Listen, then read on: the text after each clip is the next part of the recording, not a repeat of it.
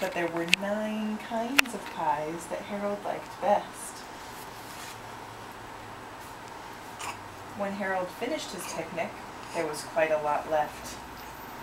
He hated to see so much delicious pie go to waste. Yeah.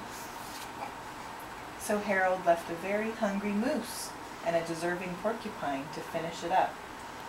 Are you getting hungry too? Are you going to eat your hand? And off he went, looking for a hill to climb, so he could see where he was.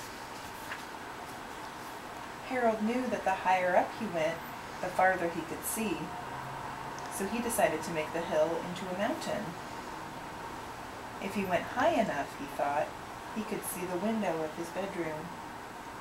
He was feeling ready to go home. He was tired, and he felt he ought to be getting to bed. He hoped he could see his bedroom window from the top of the mountain. There he is, at the very tippy top of the mountain. You're not looking at the bush. But as he looked down over the other side, he slipped, and there wasn't any other side of the mountain. He was falling in thin air. But luckily, he kept his wits and his purple crayon. He made a balloon, and he grabbed onto it. And then he made a basket under the balloon, big enough to stand in. He had a fine view from the balloon, but he couldn't see his window. He couldn't even see a house. So he made a house with windows, and he landed the balloon on the grass in the front yard. But none of the windows was his window. He tried to think of where his window ought to be.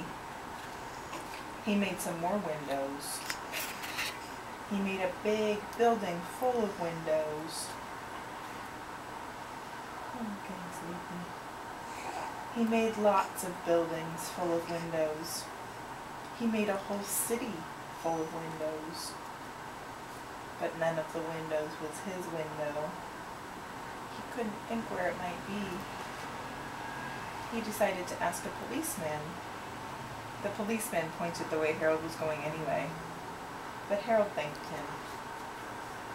And as he walked along with the moon, wishing he was in his room and in bed, then suddenly Harold remembered. He remembered where his bedroom window was when there was a moon. It was always right around the moon. And then Harold made his bed. He got in it and he drew up the covers. The purple crayon dropped on the floor and Harold dropped off to sleep. And so did baby Seamus.